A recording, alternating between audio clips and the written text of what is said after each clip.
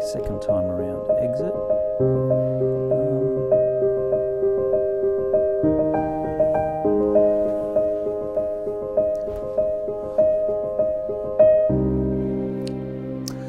Welcome to this short video called Reflection on Reflection. In this short clip, I'll outline a range of critical reflection activities that I use with my creative media students. This is a photo of some of my students in the studio. So first up, some background to our unit. Our assessment is structured around a project-based approach, and in Studio 2, the students are required to make a short documentary as part of their main creative work. As is the case with most learning situations, the unit outline provides teachers with a number of learning outcomes.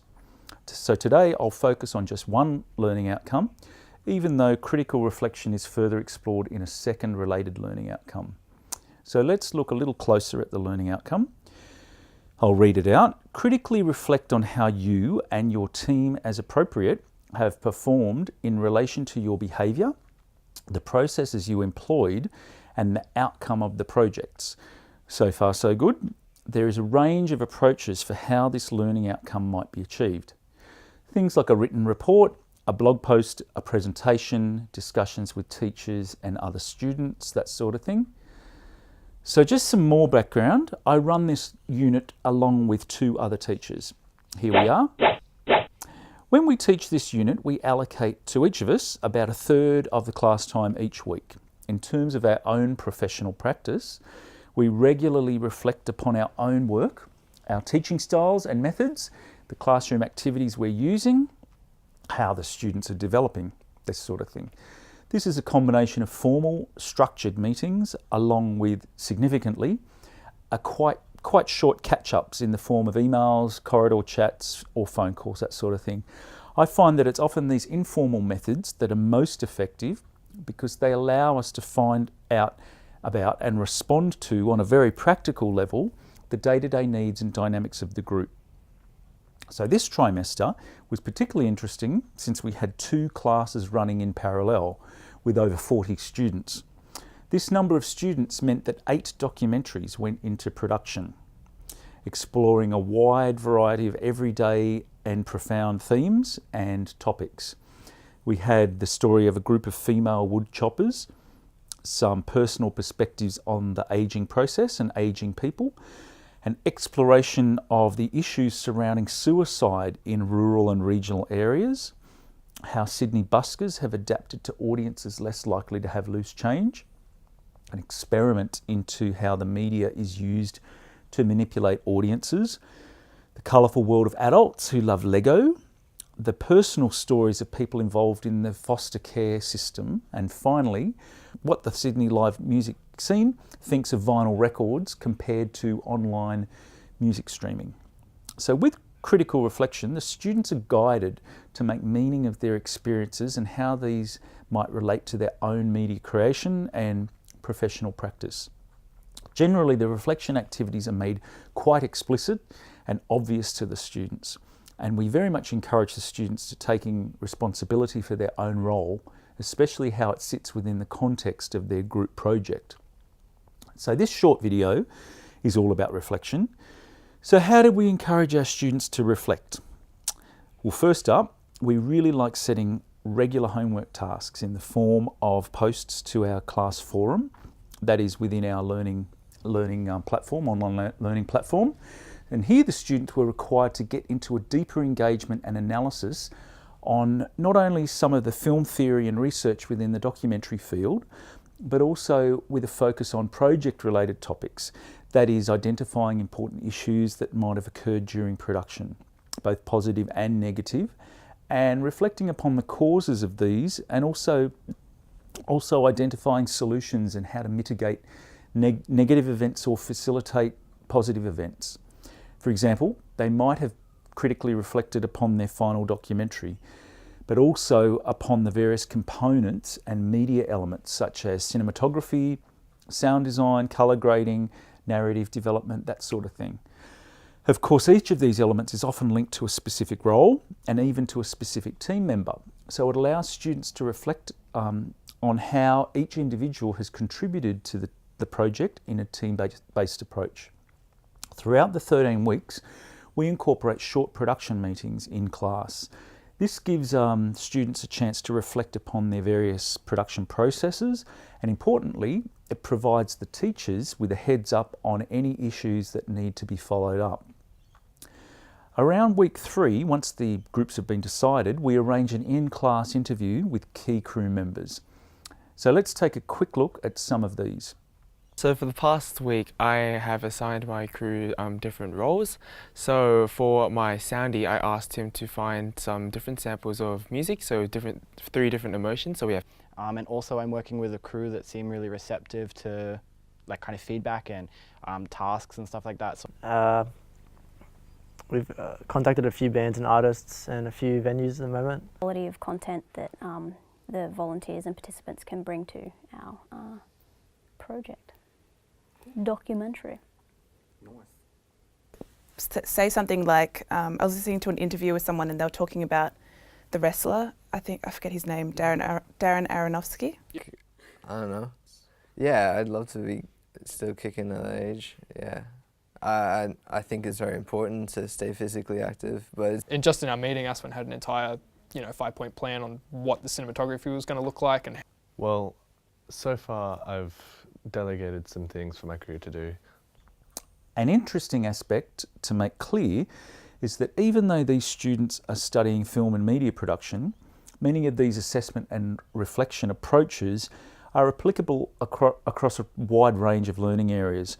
Of course, being media students, they're already competent with a range of cameras and other recording equipment. However, this aspect might easily be modified to incorporate, for example, a mobile phone with a camera that is easy to use, readily available for non-media students. So once our students have had a chance to begin their productions, that is, interact with their crew, scout some locations, shoot some B-roll, capture some interviews, we ask them again to find a quiet spot on campus, set up a camera and some lights, and then answer a few questions such as, what has been the biggest challenge to your project in pre-production? How has this been addressed? What have you learned from working closely with your crew? What are some issues or deficiencies you have identified, and how will you address these? So let's take a quick look at some of these examples. The way we've kind of overcome this so far is by narrowing it down so far as location goes. I think our biggest challenge in pre-production was actually getting people to interview. So we had a big issue with calling clients and big artists and names. The biggest challenge so far has been scheduling. So we have had some of the locations been quite far apart. So we've had Central Coast, up the Blue Mountains, within Sydney, Western Sydney. Helped a lot, and the challenges that arise are just some technical difficulties, and we figured that out. It's funny because she was actually talking about how there's bad days and there's good days. there's a lot of politics involved with. The great aspect of this type of approach of reflection is that as a bonus, the students are presented with opportunities to scope out a location, plan a shoot within a very limited time frame, troubleshoot any unanticipated obstacles, such as a vending machine that was very quiet during setup, but then announced its presence during the shoot. Now, I won't share the entire footage with you, however, here's a quick sample. That we have been doing some work, and as well as that, we have been testing what our interview. Now, this presented a really valuable discussion point and source of further reflection related to troubleshooting and negotiating with those elements over which you have limited control in a location. So around week 7, the halfway point, we asked our students to complete an online form with questions based around our graduate attributes. These transferable skills include things like communication, working within a team, problem solving, you know the ones.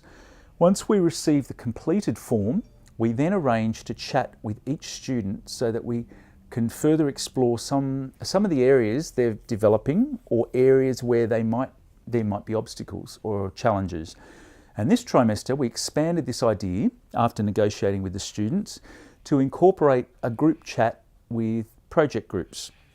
For these groups that were okay with this approach, the activity was of great benefit since we were able to extend the discussion into very specific areas of how the individuals were working as a production team in terms of their tasks, crew roles, responsibilities, deliverables, very similar to a functional project meeting in a professional field. Another type of reflection that's built into the week-by-week activities involves having the students perform various production tasks. A really nice one to highlight here is capturing a few vox pop interviews in less than ideal situations, such as a noisy outdoor area. This activity is really useful because they get to pick up equipment, they get to get out in the field and actually use their camera and sound gear with real people. Right, but we've got a good level though, don't we? Aswin, can you see the... It's peaking. Well, we need to turn the level down on your channel 1. Yeah, so it's down to maybe 5 or 4, something like that. Yeah, that's good. 5. We extend this activity by returning to the classroom and viewing and discussing the camera footage in class as a group. And by reflecting upon the challenges in real life recording situations, the students begin to troubleshoot on a very practical level some of the issues related to the optimal use of equipment and the quality of the recordings. Now, this time around, I actually expanded some of the students' footage into a mild critique of their camera work. Let's take a look. In this second clip, it seems reasonably clear that the filmmaker has at least considered the camera options. At the end of the trimester, in week 13, we have every student within their project groups make a presentation to the rest of the class. Now, this event is a significant reflection event, which is usually structured by a few questions. What worked well? What didn't work so well? What would you do differently to improve for next time? This time around, we incorporated an STARR, STAR structure. That is, the presentation was structured around telling the group about the production in terms of the situation, the tasks assigned, the jobs done, and the actions taken, the final results, and also a short reflection. Now, as I mentioned earlier, the aim of all these activities, mechanisms, and events is to support our students to critically reflect in terms of their own role and also as part of their production team. So finally, as I wrap up this reflection on reflection, it's significant to realise this short video is yet another form of a teacher engaged in critical reflection about how classroom practices impact upon the quality of students' learning and the achievement of their learning outcomes. So I hope these few examples have been of benefit in helping you think about how you might incorporate critical reflection into your own learning and teaching situations. Thank you.